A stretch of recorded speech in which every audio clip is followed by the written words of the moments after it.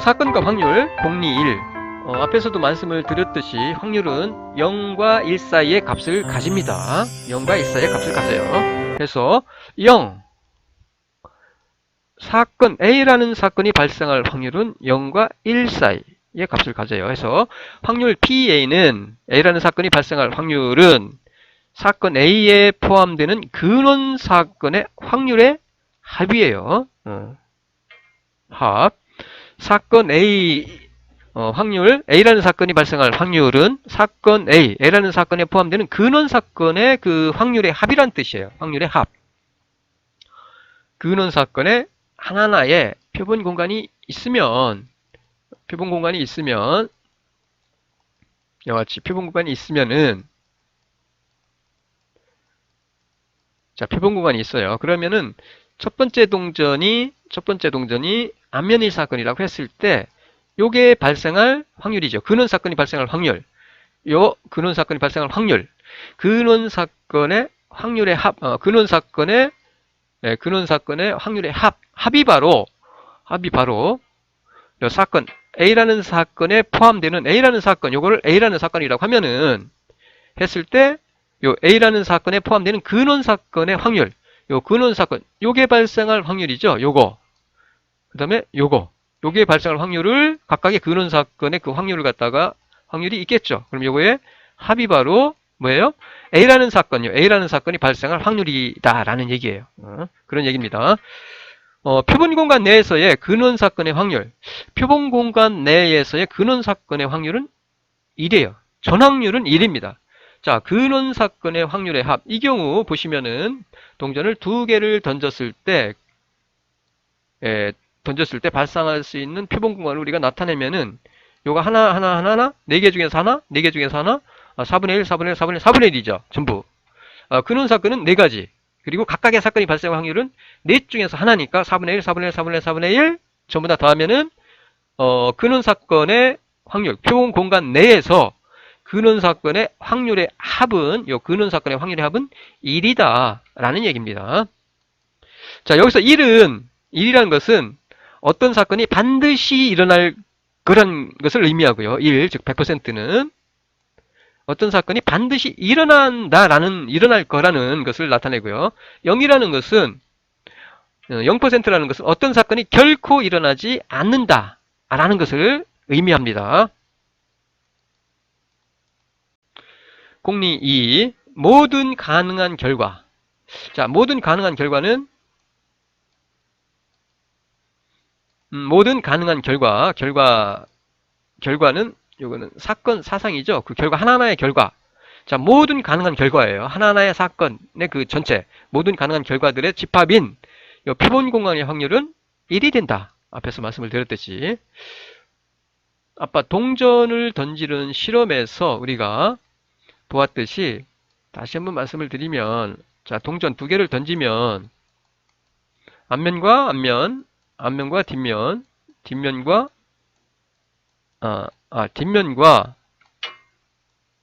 앞면, 그 다음에 뒷면 표현할 수 있어요. 이게 T입니다, T.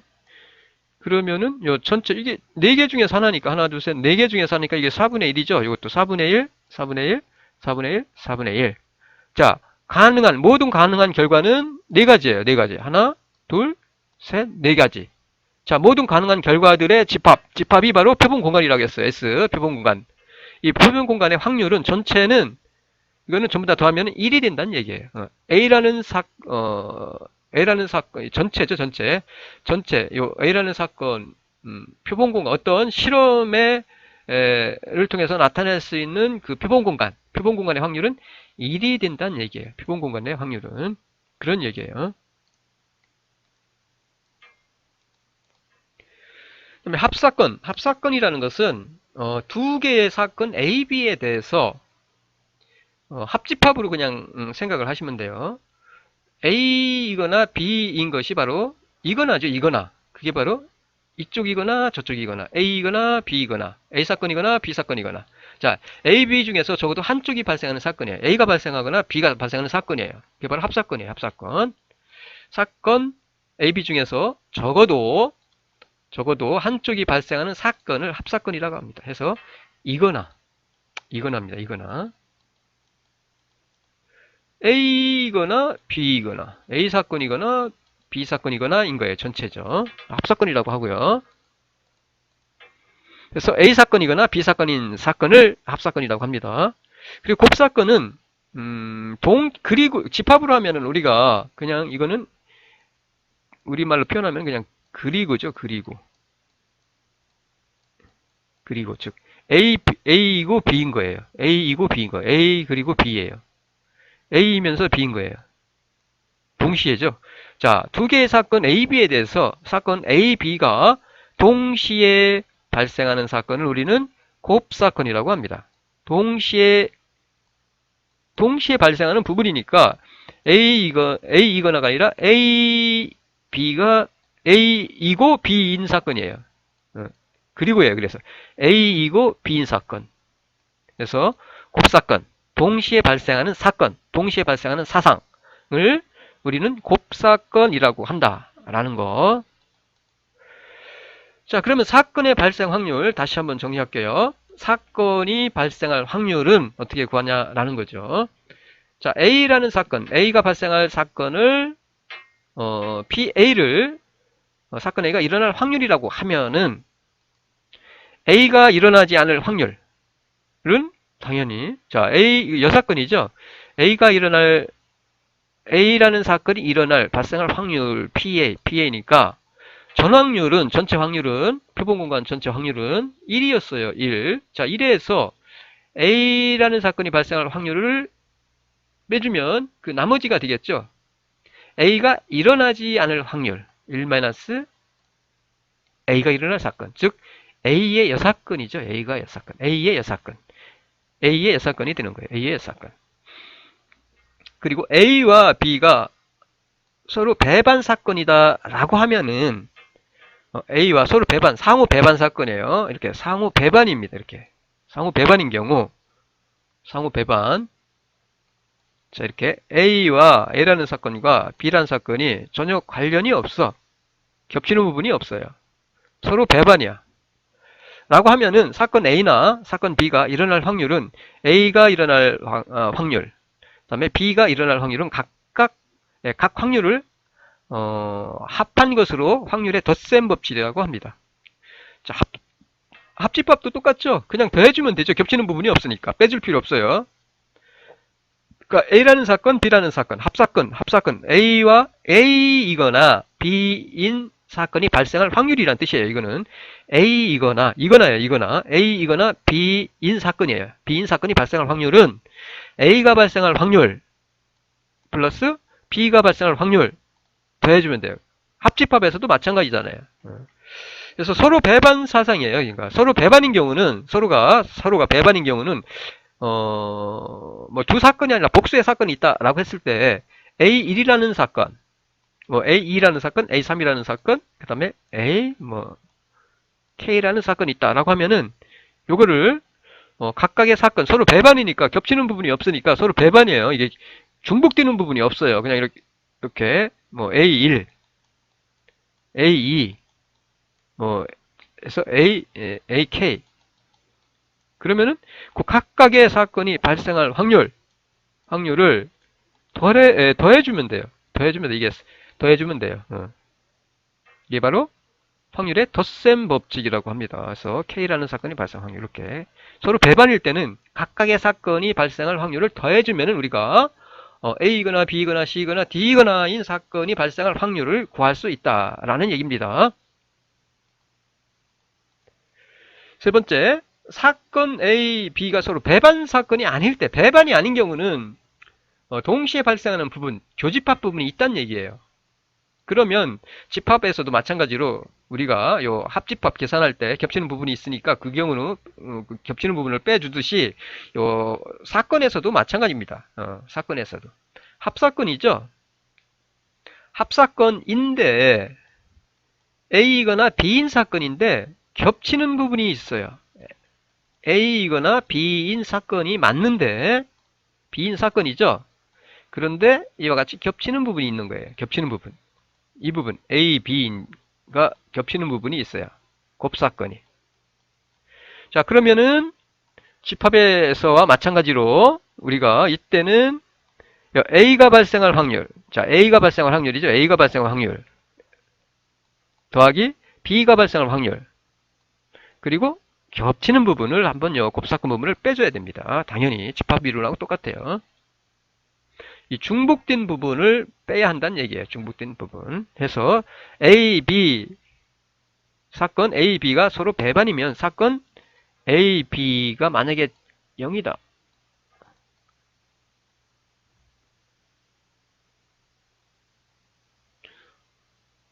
그래서 이와 같이 빼줘야 된다는 얘기고요. 다시 한번 말씀드립니다.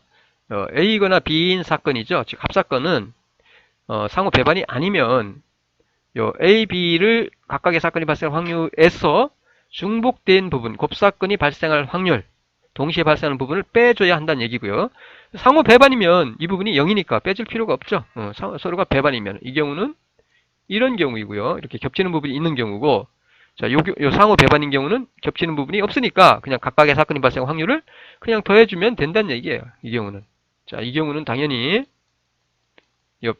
이 부분 더한 다음에 겹치는 부분을 한번 빼줘야 된다라는 거 집합이론하고 같아요. 자, 확인 한번 해봅시다. 확인. 두 개의 사건 A, B에 대해서 AB가 동시에 발생하는 사건을 뭐라고 했죠? AB가 동시에 발생하는 사건. 집합에서는 A집합과 B집합이 있는데 겹치는 부분이 있는 경우죠. 교집합. 자, 교집합은 뭐예요? AB가 동시에 발생하는 사건을 곱사건이라고 했어요. 곱사건. 자, AB 중에서 적어도 한쪽이 발생하는 사건. 적어도 한쪽이 발생하면 돼요. A이거나 B인 사건이에요.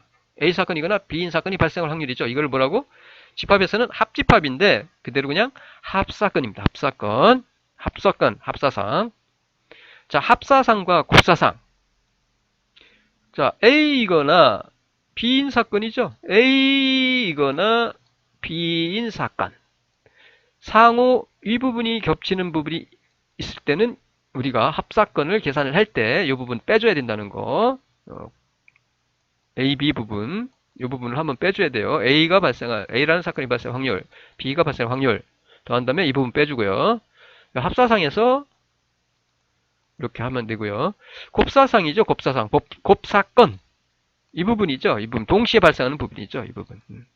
곱사건. 그림으로 표시하면 이렇게 되고요. 그 다음에 배반사건. 서로 배반, 상호 배반은 이렇게 되죠. 전혀 관련이 없어요.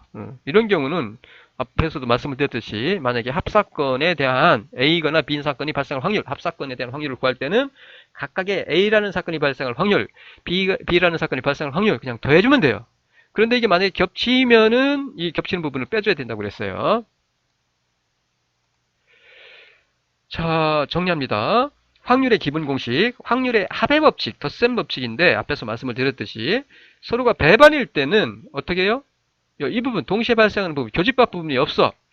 파이. 이 부분이 0일 때는 그냥 각각의 사건이 발생할 확률 더해주면 된다고 그랬습니다. 합사건. 그리고 서로 배반이 아닐 때는 당연히 이런 경우는 서로 배반이니까 A라는 사건, B라는 사건 해서 A라는 사건이 발생할 확률, B라는 사건이 발생할 확률 더해주면 돼요. 그런데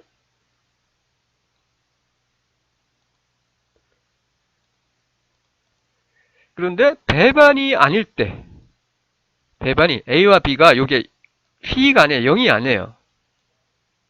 0이 아닙니다. 배반이 아닐 때는 당연히 이때는 겹치는 부분이 있으니까 이 부분이 겹치잖아요. 0이 아닙니다. 이게 이 부분 요게 P가 아니라 이와 같이 사건 A, 사건 B가 있는데 이 경우는 당연히 A라는 사건이 발생할 확률, B라는 사건이 발생할 확률 더한 다음에 겹치는 부분을 빼줘야 된다 라는 거 집합이론하고 똑같아요. 집합이론하고 똑같아요.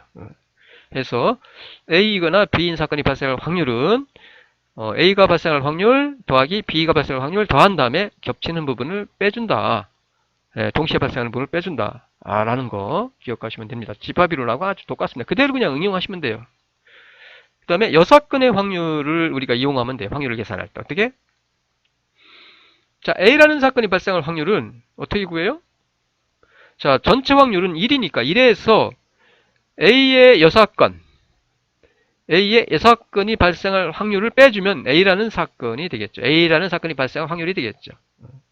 혹은 만약에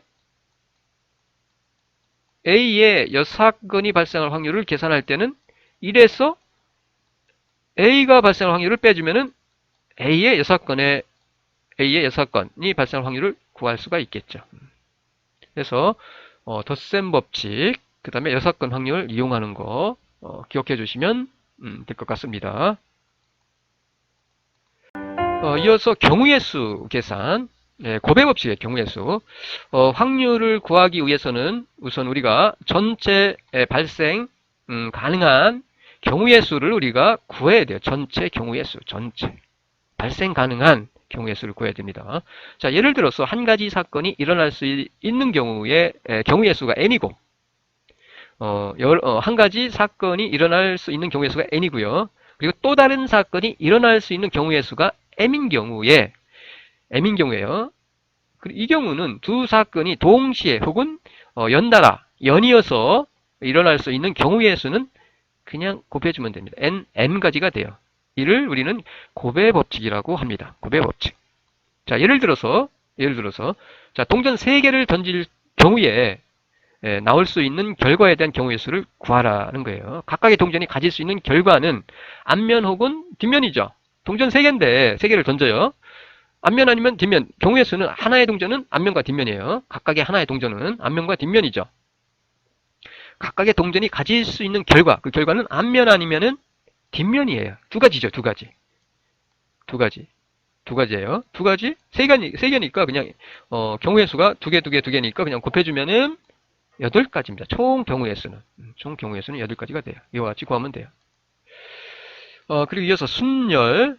순열을 우리가 좀 알아야 돼요. 순열과 그 다음에 조합 알아야 됩니다. 그래서 순열 뭐 그렇게 어렵지 않아요. 그냥 여러분 다 했던 건데 퍼뮤테이션이라고 하고요. 그래서 P로 표시를 합니다. 이와 같이 순열은 순열이라는 것은 서로 다른 N개예요.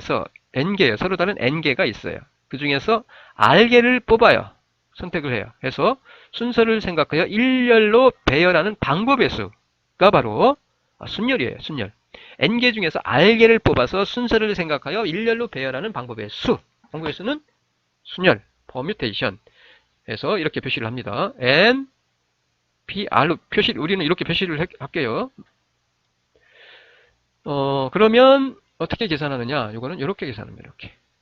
N-R 느낌표인데 요걸 팩토리얼이라고 합니다. 우리말로 하면 계승이죠, 계승. 자, 요거 하기 전에 계승 먼저 할게요. 자연수 n에 대한 계승은 이렇게 표현을 합니다. 해서 차례대로 그냥 계산해주면, 곱해주면 되는 거거든요. 그 수까지. 그래서 거꾸로 하면 1, 2, 3 해서 몇 가지 해서 계산하는 거고요. 그래서 자연수 n에 대한 계승은 이렇게 곱해주면 됩니다. 이래서 뭐 5 계승이다 하면은 그냥 5, 4, 3, 2, 1 이렇게 곱해주면 돼요. 그냥 5 보세요. 5 이게 5니까 5 그 다음에 n-1이니까 4 그 다음에 n-2니까 3 그 다음에 2, 1 이렇게 됩니다. 그래서 전부 그냥 곱해주면 돼요. 그러면은 계승 값을 우리가 구할 수 있고요. 그 다음에 n 퍼뮤테이션 제로는 1입니다. 그냥 0일 경우는 그냥 하나에 한 가지예요. 한 가지. n에서 그냥 0을 뽑는 거니까 그대로 그냥 하나만 있는 거죠. 그리고 0 팩토리얼도 1이고요. 0 계승도 1이고요. 0 계승 1로 합니다. 그다음에 1 계승은 그냥 1이에요. 1은 하나니까. 1 곱하기 1은 1이잖아요. 그냥 1은 마지막 하나니까. 그래서 이렇게 기억하시면 되고 n 퍼뮤테이션 제로는 1이다. 그 다음에 0 계승 1, 1 계승 1이다. 그리고 서로 다른 n개에서 n개 전체를 일렬로 배열하는 방법의 수는 그냥 n기승이에요. 전체를 뽑는 거니까 그 순서로 나열하는 거니까 순서를 생각해서 일렬로 배열하는 거니까 그냥 n기승입니다. n 퍼뮤테이션 n은 그냥 n기승이다. 그리고 요 앞에서 요거 n 퍼뮤테이션 r은 어떻게 계산하냐 이렇게 계산합니다. n-r이에요. n-r 계승분의 n기승입니다. 그래서 그대로 계산을 하시면은 요 순열을 n개 중에서 r개를 선택해서 순서를 생각하여 일렬로 배열하는 방법의 수를 우리가 계산할 수가 있어요. 자, 연습 한번 해볼게요. 이와 같이 n 계승, n 팩토리얼 그대로 n-1, n-2 이렇게 되는 거니까 n-3이니까 그냥 3, 2, 1 곱해주면 돼요. 이렇게 3, 2, 1 그래서 6이죠. 3, 2는 6 n계승은. 그 다음에 4 퍼뮤테이션 4p2 4 퍼뮤테이션 2는 요게 n이었었죠. n이고 요게 r이니까 우리가 앞에서 n-r 계승이라고 했죠. 계승 분의 n 계승이라고 했어요. n 계승. 요거는 n-r이니까 4-2죠. 그래서 2 계승이니까 2 곱하기 1. 그 다음에 요거는 n 계승이니까 그냥 4, 3, 2, 1 계산하면은 그대로 12, 12를 계산할 수가 있습니다. 그 다음에 조합입니다. 콤비네이션. 서로 다른 n개에서 순열은 순서를 생각하는 거였죠. 조합은 순서가 아닙니다. 그래서 순서가 아니라 서로 다른 n개에서 순서를 생각하지 않아요. 서로 다른 n개에서 순서를 생각하지 않고 r개를 뽑을 때 n개에서 r개를 택한 조합이라고 하고요. 이 조합의 수를 n 콤비네이션 r로 이렇게 표현을 합니다. n 콤비네이션 r 해서 n 콤비네이션 r 이렇게 표현을 하고요. n개에서 r개를 택한 조합이에요. 그 조합의 수예요. 조합. n개 중에서 r개를 택한 조합이라고 합니다. 그래서 n 콤비네이션 r. 그래서 조합의 수 계산은 이렇게 합니다. 조합의 수 계산. 서로 다른 n개에서 r개를 택하는 조합의 수예요. r개를 택하는 조합. n개가 있는데 그 중에서 r개를 택하는 조합의 수예요. r개를 택하는 조합의 수. 조합의 수는 요거를 바꿔주면은 이렇게 바꿔줄 수 있어요. n 콤비네이션 r은 r 계승분의 n 퍼뮤테이션 r. 앞에서 우리가 봤던 거죠.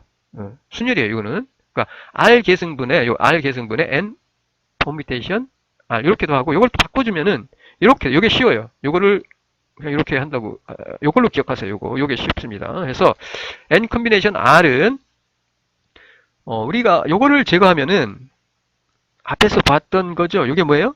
이게 순열이었었죠. 이게 순열. 이 부분이 이게 순열이에요. 순열.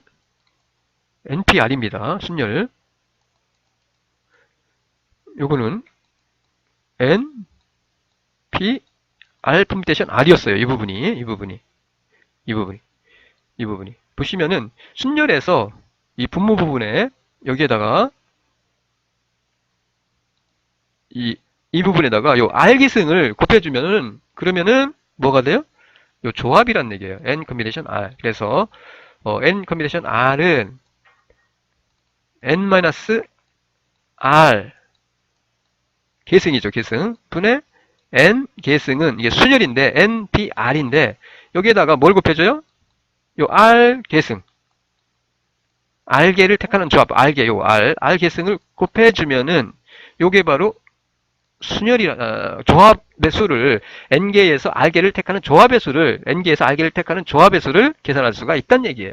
그래서 요거는 요걸로 기억을 해주시면 될 것 같아요. 요거 그래서 이 부분과 요게 npr인데 요 분모에다가 요 r 계승을 곱해주면은 그게 바로 뭐야? n 콤비네이션 r 즉 n개에서 서로 다른 n개에서 r개를 택하는 조합의 수를 계산할 수 있다라는 얘기입니다.